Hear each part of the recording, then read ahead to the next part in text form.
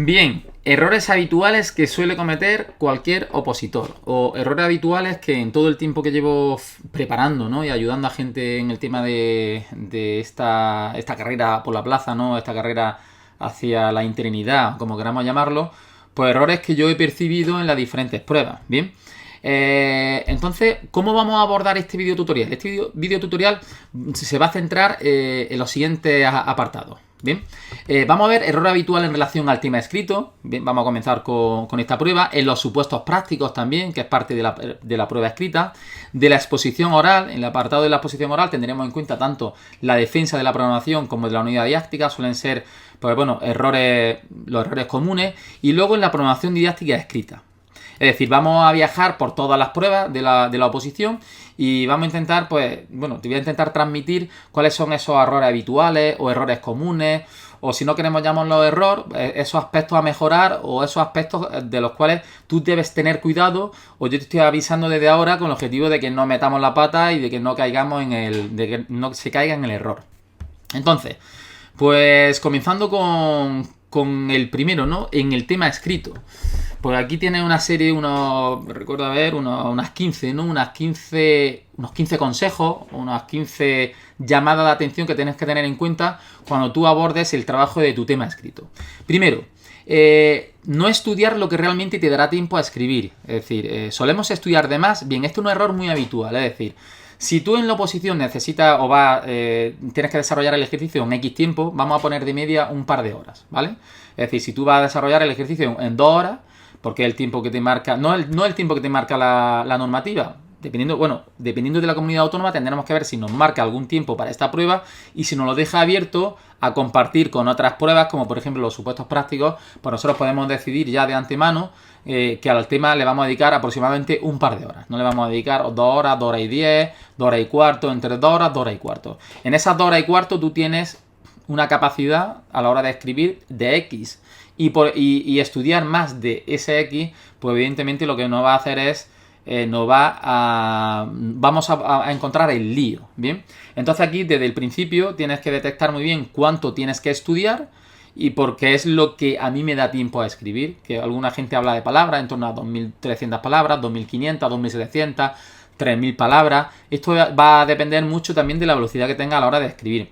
Con lo cual, estudia lo que realmente te va a dar tiempo a escribir y no estudies más, porque aquí no hay temas largos ni cortos, aquí hay temas a desarrollar en 2 horas. Y en 2 horas yo puedo escribir 7 caras, ¿vale? Vamos a decir 7 caras, la tengo muy controlado, ¿no? 7 caras, New Roman, 12, a un espacio, yo con 7, 8 caras en mi horquilla, en la cual esto es lo que yo puedo escribir. Y tener temas más extensos o estudiar más de esa extensión en algunos temas en concreto no me va a llevar a nada, sino que me va a liar. Y me va a liar porque el día que esté allí tengo que resumir, veo que no me da tiempo, veo y al final la liamos, ¿vale? Eso como un primer consejo. Segundo, no terminar el tema, ¿bien? Esto viene de un error de planificación y no terminamos el tema, pero está muy conectado con el punto 1, es decir, he tenido una mala planificación, no he caído en esto, me he estudiado temas que tienen 11 caras, otros que tienen 7,5, otros que tienen 10, esto es un desastre, ¿vale? Es decir, todos los temas son iguales y tú tienes que estar estudiando tus temas pues en torno, imagínate, entre 7 y 8 caras, ¿vale? Y todo lo demás sobra. Por lo cual, esto luego recaerá en otro de los errores habituales o errores comunes que solemos cometer en los ejercicios escritos, ¿bien? No entrenar y trabajar los aspectos formales que harán que tu tema sea algo más bonito y atractivo. Esto es muy importante en aquellas comunidades autónomas en las cuales el tribunal lee tu ejercicio. Debemos cuidar al máximo todos esos aspectos formales y nuestro ejercicio debe tener esa presencia, o debe intentarlo, pues esa presencia de esos apuntes que le pedíamos a ese compañero o compañera en la facultad. Y se lo pide a todo el mundo. ¿Y por qué se lo pide todo el mundo? Porque para el 99% o el 100% de los estudiantes pues eran unos apuntes agradables, entre comillas, ¿no? Agradables de leer y entender, ¿bien? Entonces aquella gente que tenía mala letra, que tenía mala presentación, que estaba todo congestionado, todo pequeñito, pues a ese tipo de compañeros no le pido el apunte en nadie. ¿Por qué? Porque no es atractivo y algo incluso cuesta estudiar ahí. Pues esto va a ser lo mismo a la hora para un tribunal. Si le cuesta leer nuestro ejercicio, evidentemente lo que es la sensación del mismo va a ser mala. Con lo cual, pues esto tenemos que cuidarlo. Sobre todo o exclusivamente en aquellas comunidades autónomas, que hay muchas, en las cuales el tribunal lee el ejercicio. Entonces, en aquellas comunidades autónomas esto es de vital importancia. Es de vital importancia trabajarlo. Detectar que tengo mala presentación, que escribo por aquí, que escribo por allá, y hay que trabajarlo mucho. Hay que trabajarlo bastante. No tratar apartados que consideramos obligatorios, claro. Bueno, un índice, una introducción, que si la conclusión, etcétera. Hay apartados dentro del tema que son obligatorios en todos los criterios de evaluación de la gran mayoría de comunidades autónomas, y esto debe estar. Pues suele ser también un error no muy habitual si tienes una formación o te han llevado por un camino más o menos interesante, un camino, es decir, si tienes un buen preparador o una academia que te ha guiado medio que, pues esto no debe ser ningún problema, pero en algunas ocasiones nos encontramos que esto no está. Mala estructuración del ejercicio, es decir, el índice es incorrecto. Bien, el índice pues debe contener su índice, ¿vale? El tema tiene que contener su índice con su introducción, con su desarrollo del tema, su conclusión, su bibliografía. Estos serían los puntos fundamentales. Pero luego algunas comunidades autónomas pues meten algunos apartados que son tradicionales de la comunidad en sí y que no debemos olvidar. Pero como mínimo, ven, ese índice que esté bien plasmado, con su introducción, luego su desarrollo del tema siendo fiel a los epígrafes del tema, y luego tu buena conclusión y tu bibliografía, pues no debería faltar como mínimo. Es decir, que tengas faltas gramaticales y falta de ortografía. Bueno, si a la hora de leer en la redacción percibimos que no hay una correcta estructura gramatical, que hay falta de ortografía, acento y demás, estás poniendo en bandeja ese suspenso, pero muy fácil. Que haya poca extensión en relación a otros ejercicios, claro. Si hay una extensión que es inadecuada, pues en comparación a otros ejercicios, ¿cómo va a ser lo mismo buscar realizando todos los parámetros formales correctos de descongestión, linealidad, verticalidad, jerarquización? Si todo eso lo ejecutamos bien, con un tamaño adecuado, etcétera, con los márgenes, si todo lo ejecutamos bien, pues estaremos hablando de una media de entre 20, 22, 23 caras por ejercicio, ¿bien? Te estás riendo, no lo sé si te estás riendo o no, pero un ejercicio a un par de horas manteniendo todo esto de un modo correcto debe estar en torno entre unas 20, 25 caras, ¿vale? Estoy hablando de 2 horas de ejercicio. Si mi letra es congestionada, pequeña, los márgenes no los aprovecho, está todo poco jerarquizado y está todo apelotonado, pues evidentemente llegar a esa extensión es imposible, ¿vale?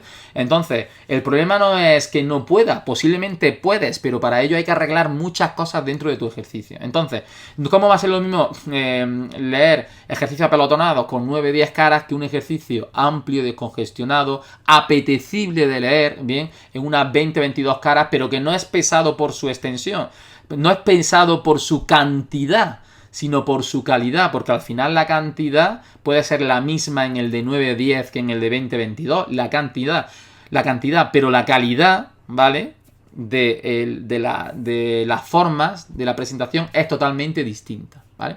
Con lo cual eso hay que vigilarlo y hay que trabajarlo mucho, ¿bien?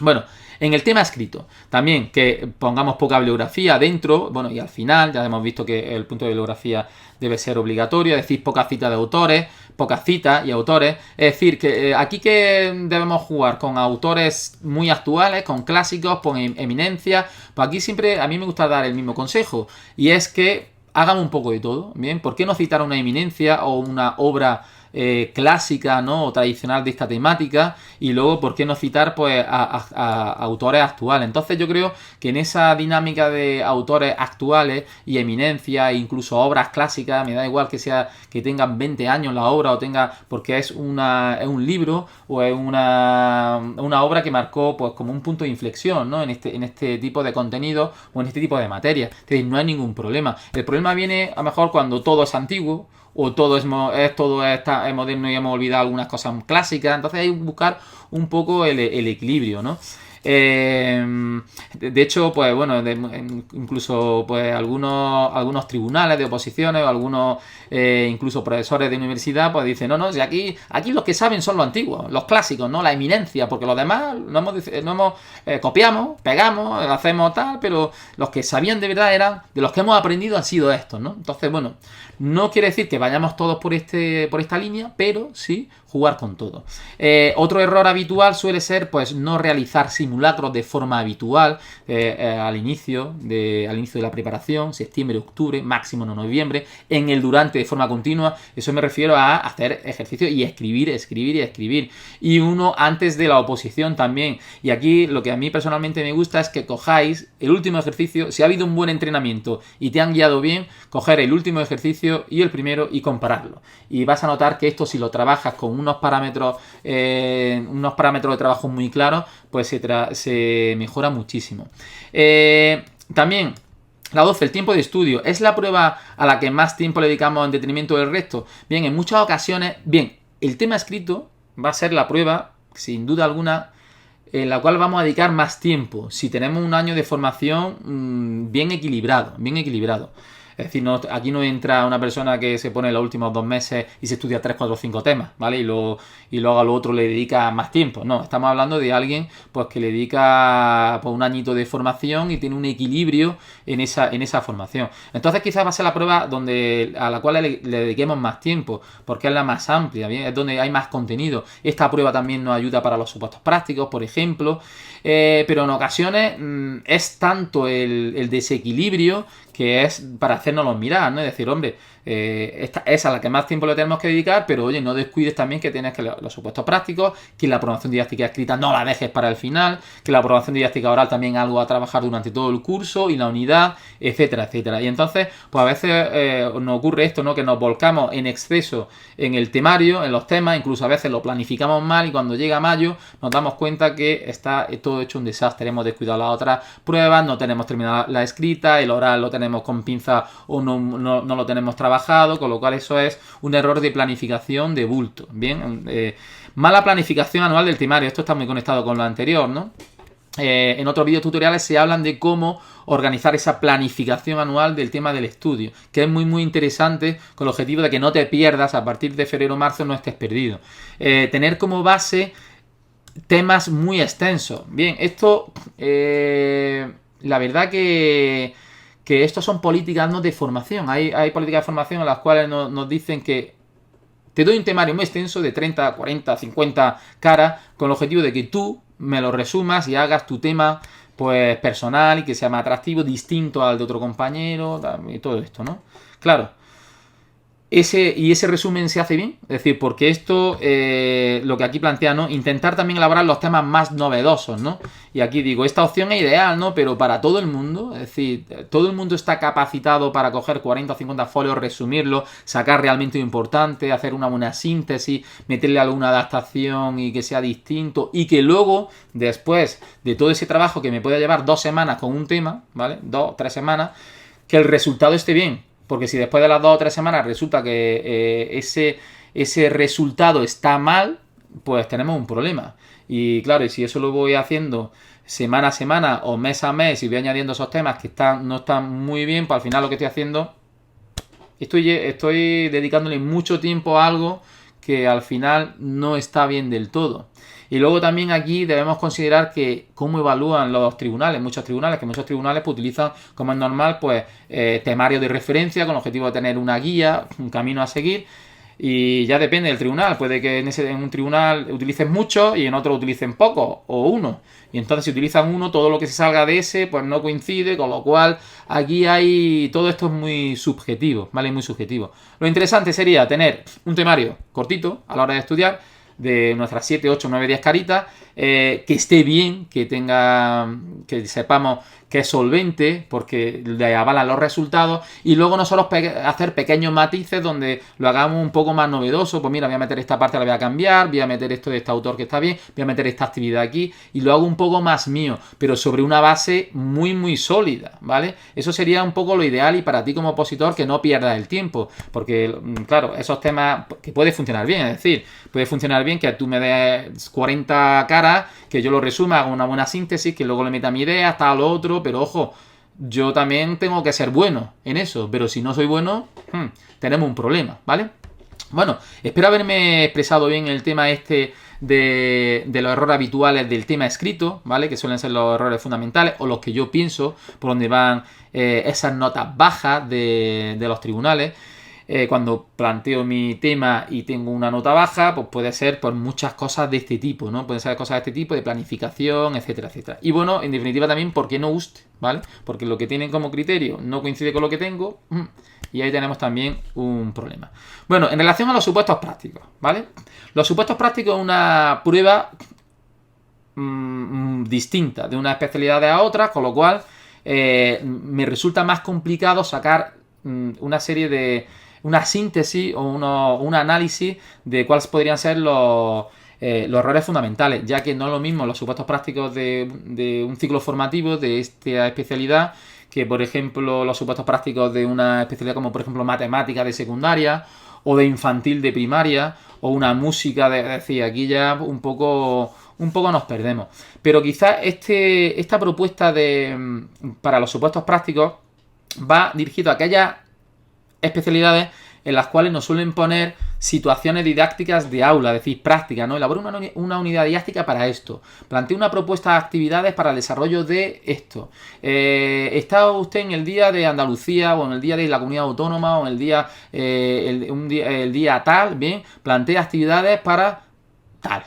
Bien, entonces va enfocado más bien a ese tipo de especialidades que tengan supuestos prácticos de este tipo. Entonces, como el principal error para mí se puede resumir en 2 o 3 palabras, ¿no? Pone aquí 2 palabras, bien, y realmente son 3, que es meter la pata, bien, ese es el error fundamental de los supuestos prácticos. Y meter la pata en los supuestos prácticos se puede meter de muchas maneras.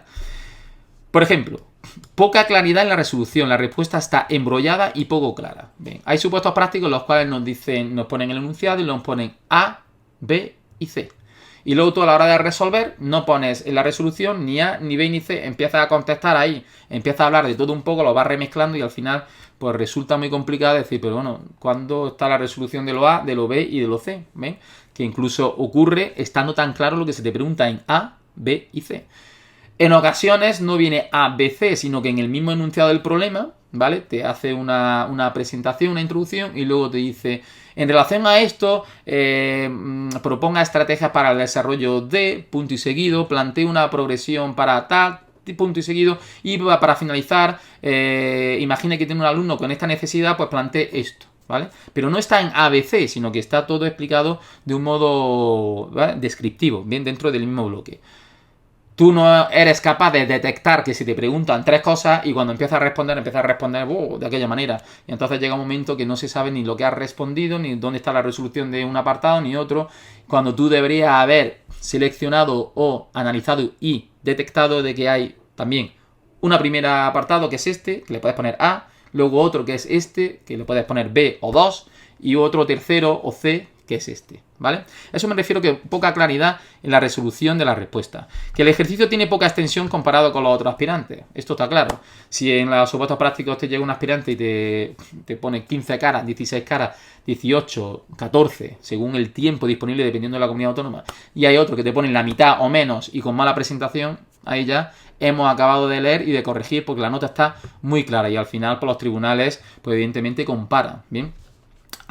Hablamos de muchas cosas y descuidamos lo importante. En muchas ocasiones se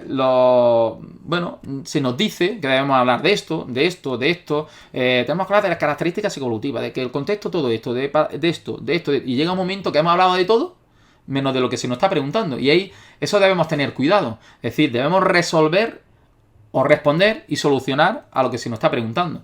Hay especialidades en las cuales te ponen un enunciado del problema y le tienes que dar el resultado que es un 2 o un 7,8, ¿bien?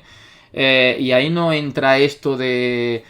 no entraríamos tanto en hablar de características psicoevolutivas del alumnado, al cual va dirigida la propuesta, voy a poner un contexto de una clase, de un centro, de una unidad didáctica, así un poco para que sea más real. No, porque te ponen un problema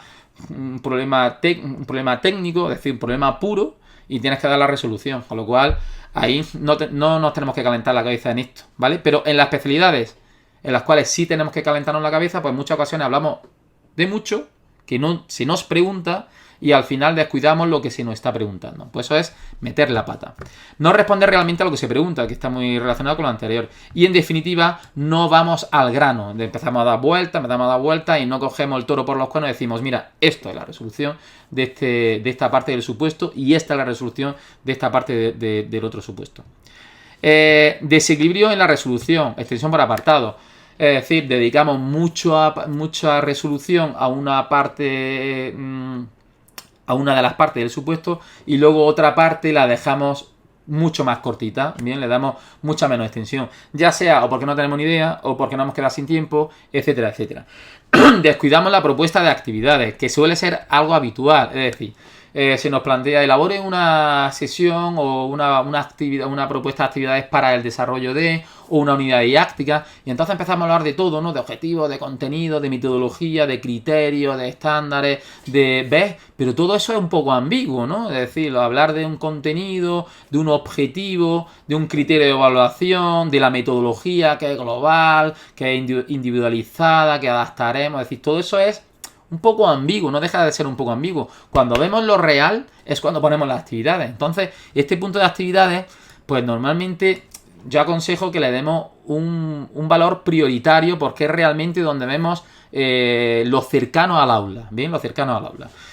No llevan información comodín, es aconsejable llevar a fundamentaciones neutras. Bueno, según como sean los supuestos prácticos, pues es aconsejable llevar una base comodín, y en función del supuesto práctico que me toque, ¿vale? Pues yo moldeo esa base comodín y voy añadiendo unas cosas u otras. Eso también pues sería interesante, llevar esa información comodín.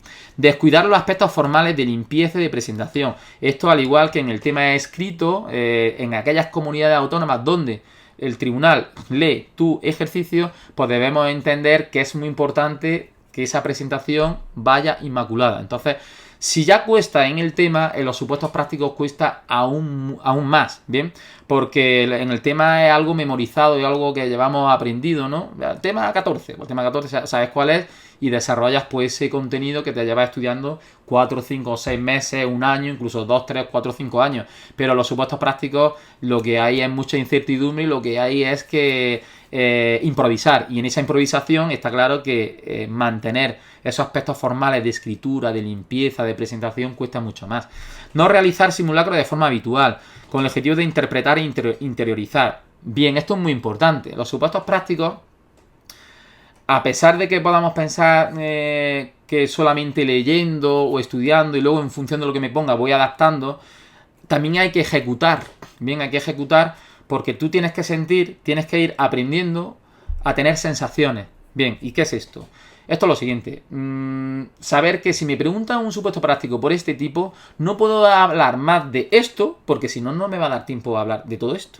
Y eso lo tienes tú que interiorizar, y te tienes que equivocar en octubre, te tienes que equivocar en diciembre, te tienes que equivocar en febrero, marzo, en mayo, pero no te puedes equivocar en junio. Bien, en junio tú tienes que tener esas sensaciones de decir, oye, me han puesto esto, ¿vale? Yo interpreto que para responder a esto tengo que escribir con mucho esto. Te pongo un ejemplo. Imagínate que un supuesto práctico es que elabores una sesión para desarrollar un contenido con un grupo de alumnos y te ponen las características del alumno. Entonces el supuesto práctico es solamente elaborar una sesión, ¿vale? Pero imagínate un supuesto práctico en el cual te hablan de un tipo de contenido y de que ese tipo de contenido es importante trabajarlo en esta etapa, y comente por qué es importante trabajarlo en esta etapa. Y tú lo pones y el por qué.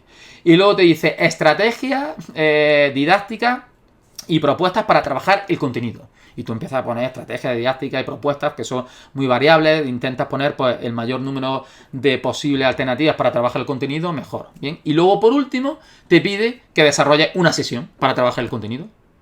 Ves que este supuesto práctico te pide 3 cosas y el primero que te hice solamente el primero que te planteé solamente te pedía la sesión, con lo cual en este supuesto práctico donde solamente se te pide la sesión, podrás escribir más objetivos, podrás poner más actividades, podrás dedicarte en el punto de metodología, podrás escribir un poquito más que en este que te pide 3 cosas, porque aquí tienes que hablar de estrategias generales, tienes que hablar de la importancia de por qué trabajarlo, poner estrategias y propuestas para trabajarlo de un modo globalizado y luego, por último, plantear una sesión. Con lo cual, en esta sesión, objetivo, 1 o 2, contenido, un par de ellos, el más claro, metodología, 4 palabritas. Y la sesión, pues sí pongo la sesión con sus actividades. No sé si me he explicado. Con lo cual, debemos realizar simulacros, bien, en este sentido, con el objetivo de que tú interiorices e interpretes y tengas una buena lectura de, oye, me han puesto esto, no puedo escribir más de esto. Me han puesto esto otro, me puedo extender más. A eso me refiero. Y ese trabajo es tuyo, eso no lo puede hacer nadie por ti.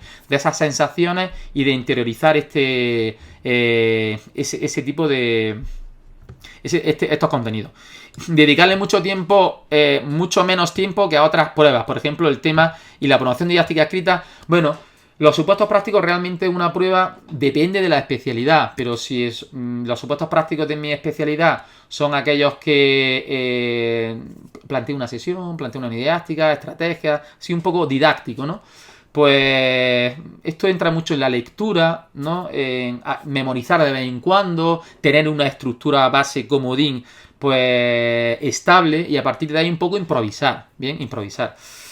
Pero en muchas ocasiones le dedicamos muy poco tiempo en comparación con el tema, es decir, que la balanza se desequilibra demasiado y al final es una prueba que en muchas comunidades autónomas vale lo mismo que los temas, o incluso a veces más, con lo cual no podemos descuidarlo, es algo que no podemos descuidar. Entonces ahí está como otro error habitual. Bien, visto lo error habitual del tema, de los supuestos prácticos, ahora vamos a abordar pues cuáles suelen ser los errores habituales, o errores comunes, o aspectos a mejorar en las exposiciones orales, que yo considero. En la exposición oral, cuidado, no trabajar la exposición oral desde el primer día, es decir, dejarlo para el final. Cuando paso el primero, bueno, esto es un error catastrófico. Y unido a veces que en la formación o la preparación nos tiramos todo el año con la programación didáctica escrita, cómo hay que montarla y elaborarla, y cuando la terminamos en abril, mayo, pues queremos empezar con la programación didáctica oral. Caos. Olvídate, ¿bien? Esto es caótico. La programación didáctica oral hay que trabajarla desde el primer día. Es más, para tú hacer una buena o excelente exposición de una programación didáctica oral, defender una programación didáctica oral, no te hace falta, es decir, posiblemente este matiz que te voy a lanzar te va a sorprender. No te hace falta tener ni una sola cara escrita de tu programación didáctica escrita, ¿vale? Es decir, yo para hacer una presentación, buenos días, mi nombre es tal, voy a dar paso a la explicación de mi programación didáctica y va a girar en torno a 3 conceptos fundamentales, que va a ser este y este. ¿Y por qué considero que es importante que abordemos este aspecto, este y este? Pues lo considero, teniendo en cuenta este autor, ya que esto y esto. Finalizada la introducción, me gustaría dar paso a la justificación. ¿Has visto lo que te acabo de comentar? Bien, para esa introducción que yo acabo de hacer en el oral, a mí no me hace falta tener nada escrito de la escrita. Es decir, yo estoy trabajando mi archivo, como aquí viene, mi archivo Word, aquí lo tengo, del oral. Y no me hace falta tener el escrito, me estoy trabajando mi oral. Es decir, yo para de comentar que voy a comenzar con la unidad didáctica número 1, arrancando motores, en la cual una unidad didáctica que versa sobre esto y esto otro. ¿Bien? Finalizada la unidad didáctica número 1, daremos paso a la 2 y ya sigues con la 2. Para comentar esa explicación en el oral de esa unidad didáctica número 1, a mí me hace falta tener desarrollada la ficha o lo que tenga que desarrollar en la programación didáctica escrita con mis objetivos, mis contenidos, mis competencias, mis actividades, mi evaluación. No, es decir, así un matiz de 15 segundos y no me hace falta. Bueno, a esto es lo que te quería trasladar, ¿eh? No trabaja la exposición oral desde el primer día. La exposición oral, tanto de la programación como de la unidad, es algo más madurado, es algo más que tienes que ir pensándolo, los enlaces de una idea con otra, idea atractiva, dónde voy a ponerla, etcétera, etcétera. Por lo que existe, bien, conectado con lo que te he comentado, existe una preocupación, creo que a veces excesiva, por la programación didáctica escrita mucho más que por la oral. Y cuando la plaza realmente te la está jugando en la oral. La escrita es un trabajo que vamos a entregar, que está bien, que tenga buena presentación, pero realmente donde tenemos que dedicarle el tiempo desde el minuto 1, desde septiembre, octubre, sería a la prueba oral, ¿bien? Incluso para detectar cómo expongo, cómo puedo ir mejorando y trabajándola de forma muy progresiva. Expongo, me doy cuenta de que no me gusta como esta idea, me veo un poco pesado en esta idea, quito esta idea, la voy a poner allí, etcétera, etcétera. He aglutinado muchas ideas que yo consideraba atractivas, pero como he metido muchas juntas, pues resulta que al final me siento incómodo a la hora de expresarlas, con lo cual tengo que reequilibrarla. Es decir, todas esas sensaciones tenemos que tenerlas durante todo un año. No aceptar que la programación didáctica escrita y oral son dos mundos distintos, que es lo que te he querido comentar antes. Es decir, vas a tener dos archivos Word totalmente distintos. Uno para la programación didáctica oral y otra para la programación didáctica escrita, ¿vale? Van a estar conectados, pero son dos mundos distintos porque, fíjate, porque quizás la escrita empieza con un buenos días, mi nombre es, y a continuación voy a dar paso, con el permiso del tribunal, voy a dar paso a defender mi programación didáctica, la cual versa sobre par. Y la programación didáctica escrita será algo más técnico, más correcto, más como si elaboramos un libro, bien, y lo vamos a entregar pues a la inspección, a nuestro centro, o vamos a hacer alguna publicación. Eso no empieza con buenos días, eso empieza, por ejemplo, con la programación didáctica, es entendida como la ordenación de la enseñanza, en la que tanto el alumnado como los docentes debemos, bla, bla, bla. Y esto es algo más, bueno, algo más formal. Bien. ¿Qué más cositas? De la exposición oral.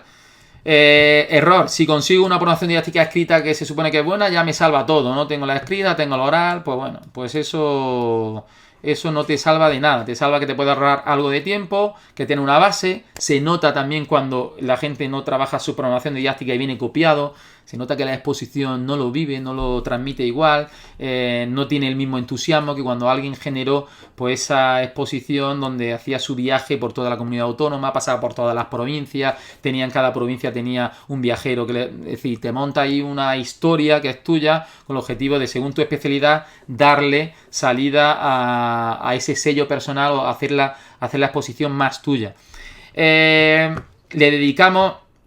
Dedicarle mucho más tiempo a la programación didáctica oral que a la unidad didáctica, y a veces la unidad didáctica oral tiene más peso en la calificación. Bien, en el tema del oral, como la programación didáctica, la defensa, podríamos decir que es lo primero que vamos a hacer, pues a veces parece que tenemos más tiempo.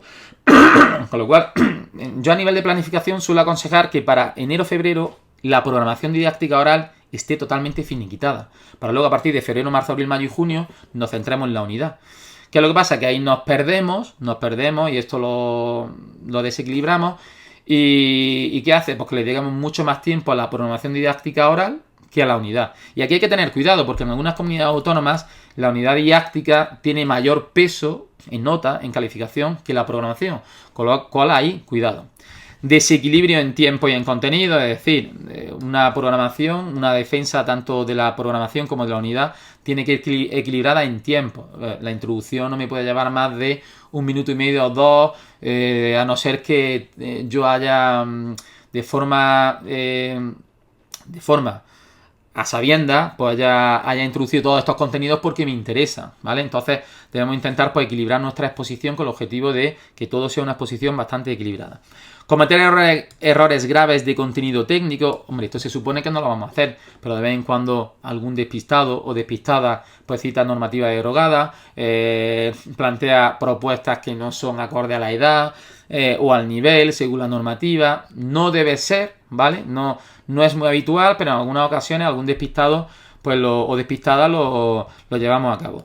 No dar un mínimo desde el punto de vista formal, a nivel de voz, expresividad, es decir, en el oral, uno de los aspectos a mejorar o errores comunes o vamos a decir detalles que están con una calificación baja sería pues la expresividad, el control del espacio, de la voz, si yo transmito, si soy capaz de conectar con el tribunal. Bueno, yo pienso que sabe a lo que me refiero. Al final es vender tu producto e intentar que el tribunal esté enganchado. Si al final tú tienes una exposición dudosa con atranque donde mira al techo, mirada perdida, está al lateral, la pizarra es fea,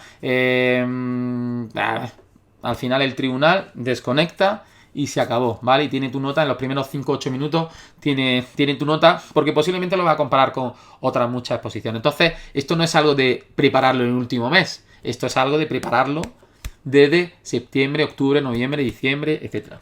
En definitiva, debemos intentar pues que nuestra exposición ser naturales a la hora de defender nuestra exposición oral.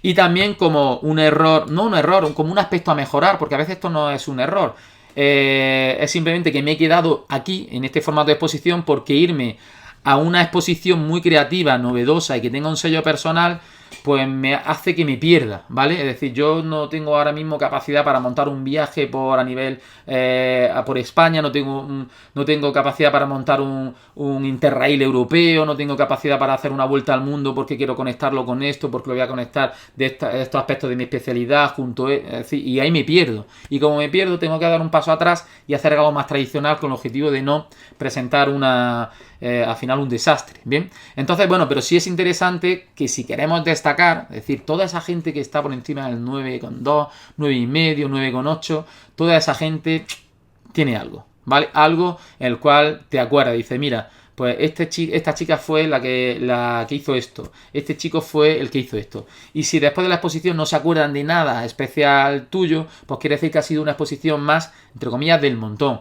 que a veces es una buena opción por si nos perdemos en el mundo creativo. Y si nos perdemos en el mundo creativo, damos un pasito atrás y nos quedamos en algo más tradicional porque también en ocasiones se sacan excelentes notas. Bien, excelentes notas. Bueno, eso en relación a la exposición oral. Y en relación a la programación didáctica escrita. Aspectos a tener en cuenta, errores habituales, errores comunes. Bien. Voy a repetir muchos de los que hemos visto antes, ¿vale? Porque están muy interconectados con lo que hemos dicho de la programación didáctica oral. Y con lo cual vamos a ir un poquito más rápido. No aceptar que la programación didáctica escrita y oral son dos mundos distintos, como ya dije. Excesiva preocupación por la programación didáctica escrita cuando realmente donde te vas a jugar la nota o la plaza va a ser en el oral. Evidentemente la escrita tiene que estar correcta, ¿bien? Y tiene que tener una calidad mínima. Pensar que una programación didáctica escrita o prestada te va a solucionar la papeleta, tanto en la escrita como en la oral. Normalmente aquí el perfil, pues ya, bueno, ya viene muy bien tener algo de base, pero tú tienes que estar dispuesto a trabajar mucho sobre esa base, pues intentar trabajarla y hacerla tuya. Bien, en muchas ocasiones lo tenemos, no lo hacemos nuestro, no lo estudiamos, lo soltamos como un papagayo y al final, pues no es lo mismo. No trabajar la programación didáctica escrita desde el primer día y dejarlo para el final, por si me sale bien el escrito. Es decir, esto es de típico aspirante opositor que va pues a probar, ¿no?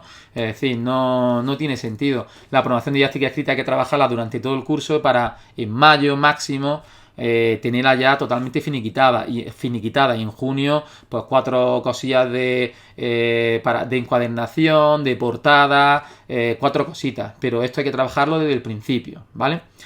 Dedicarle excesivo tiempo.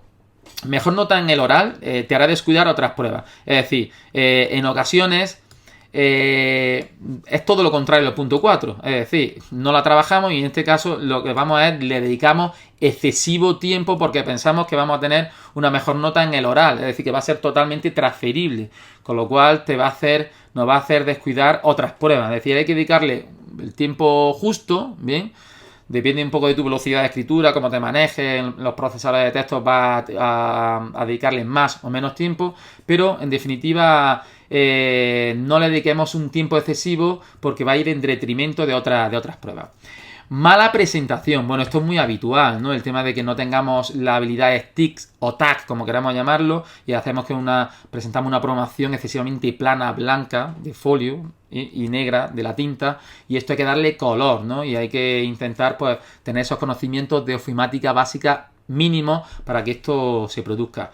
Falta de información obligatoria en la portada en el índice, este error habitual, bien, hay que cuidar mucho lo que nos marca la orden para plasmarlo, no seguir lo que nos marca la orden de convocatoria, esto también mucho cuidado, si es este tipo de letra a este tamaño con este interlineado y no puedo meter imágenes y demás, pues intentar no llevar a cabo estos aspectos, bien, que vamos a decir entre comillas que están prohibidos, con el objetivo de que no nos penalicen. Hay comunidades autónomas donde hay criterios unos criterios de penalización. No está en letra, menos estos puntos. Ha introducido esto aquí, menos estos puntos. Con lo cual, ese sobre el oral, sobre la nota final del oral, con lo cual hay que tener mucho cuidado.